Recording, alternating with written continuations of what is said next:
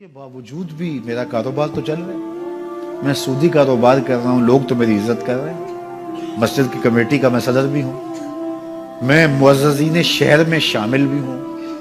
لوگ مجھے جلسوں میں مہمان خصوصی بھی بلاتے ہیں. میں ایم پی اے بھی منتخب ہو گیا ہوں, مجھے وزارت کا قلمدان بھی سونپ دیا گیا ہے. وہ میاں اللہ کی نظر میں ان چیزوں کی اہمیت ہی نہیں ہے. یہ چیزیں ہوتی کیا ہیں؟ وہ یہ نہیں چھینتا, وہ ہدایت چھینتا. وہ روٹی نہیں چھینتا, وہ تو نمرود کو بھی روٹی دیتا تھا. اس نے کبھی سورج کو منع نہیں کیا کہ اس کے گھر میں روشنی نہ کر. یہ حامان کا گھر ہے, یہ قارون کا گھر ہے, یہ میرے دشمنوں کا گھر ہے, اس کے گھر میں روشنی نہیں ہونی چاہیے. چاند کو کہتا ہے اپنی کرنیں بکھیر, سورج کو کہتا ہے اپنی روشنی بکھیر. جس طرح باجزید کے گھر میں روشنی ہوتی ہے, اس مکار کے گھر میں بھی ایسی روشنی ہوتی ہے. فرق نہیں پڑتا.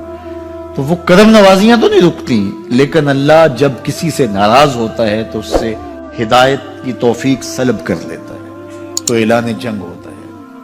تو پھر وہ ٹکرے بھی مار رہا ہو تو اس کی رسم کی نماز ہوتی ہے, اس کا ماتھا جھک رہا ہوتا ہے, دل نہیں جھک رہا ہوتا, کیونکہ ہدایت سلب کر لی گئی. جب اندر سے روح ہی نکال لی جائے تو باقی بچتا کیا ہے. یہ بات ذہن میں رکھیے گا کہ اللہ تعالیٰ جل شانہ نے ہمیں جن کاموں سے روکا ہے, جن کاموں سے منع کیا ہے, ان کاموں کے کرنے میں ہمیں کبھی بھی بھلائی اور خیر نہیں مل سکتی. یہ ہم جب اچھی طرح سے ذہن نشین کر لیں, اگر اللہ پر ہمارا یقین اور یقیناً اس پر ہمارا ایمان ہے, تو پھر وہ امر جو اللہ کی طرف سے جن سے روک دیا گیا, تو ہم کبھی بھی ان کے قریب تک نہ جائیں.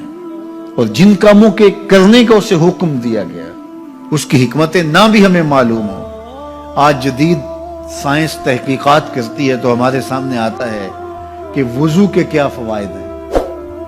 آج ہمیں لوگ بتاتے ہیں کہ جناب آپ امامہ باندھیں گے تو سن سٹروک سے بچ جائیں گے. آج دنیا تحقیق اور جستجو کر کے نماز اور دوران خون اور جو ہے وہ نماز کی برکتیں اور کتنی بیماریوں سے نماز کے ذریعے سے بچنے کی کہانیاں سناتے ہیں. اچھی بات ہے, نماز سے صحت پہ اثر پڑتا ہے. یہ اچھی بات ہے کہ وضو سے بہت ساری بیماریوں سے نجات ملتی ہے. یہ اچھی بات ہے کہ سر پہ امامہ باندھ لے تو سن سٹروک سے بچ جاتے ہیں. یہ اچھی بات ہے کہ آپ روزہ رکھتے ہیں تو کینسر جیسے امراض سے آپ کا بچاؤ ہوتا ہے. یہ اچھی بات ہے کہ فلاں عمل کرتے ہیں تو فلاں ہوتا ہے.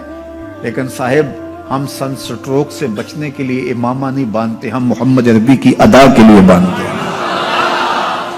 دوران خون کے لیے نماز نہیں پڑھتے, ہم رب کے حضور سجدہ ریزی کے لیے اس کے حضور اپنی نیاز مندیوں کا سر جھکاتے ہیں.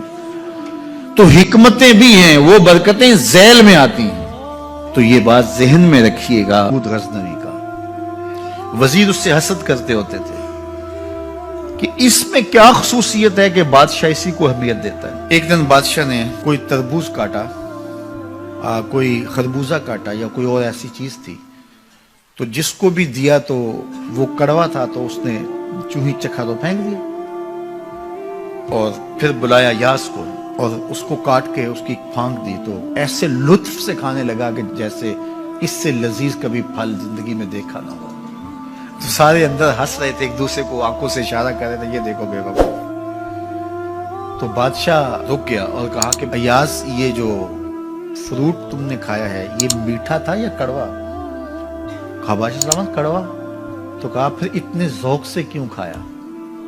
کہا کہ اس ہاتھ سے میں نے میٹھی نعمتیں کھائی ہیں, آج کڑوی ملی ہے تو تھوک دوں؟ کہا ایسا نہیں ہو سکتا. تو میاں کڑوا ہو تو وہ بھی قبول کیا جائے, نفس پہ شاک ہو. کڑوی وہ چیز ہوتی ہے جو نفس پہ شاک ہوتی ہے, نفس کرنا نہیں چاہتا, لیکن اس کے باوجود تمہارا دل کہے نہیں یہ مالک کی طرف سے ہے.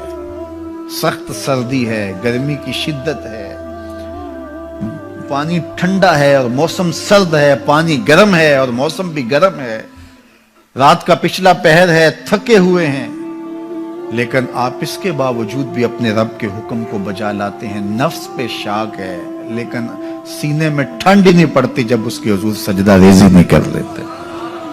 تو اس کے حکموں کو بجا لانا اور اپنے نفس کو پیچھے کر دینا اور اپنی خواہشات کے گلے پہ چھری پھیر دینا اور مالک کی رضا میں اپنے آپ کو گم کر دینا, یہی زندگی ہے اور یہی بندگی ہے. تو اس لیے مجھے اور آپ کو اس بات پہ غور اور تدبر کرنا چاہیے کہ ہم اس مختصر زندگی کو اللہ کے احکام کی مطابقت میں گزارنے کا عزم کریں، وہ بات چھوٹی سے چھوٹی ہو یا وہ بات بڑی سے بڑی ہو، وہ احکام ہماری زندگی کے اندر نافذ العمل ہو۔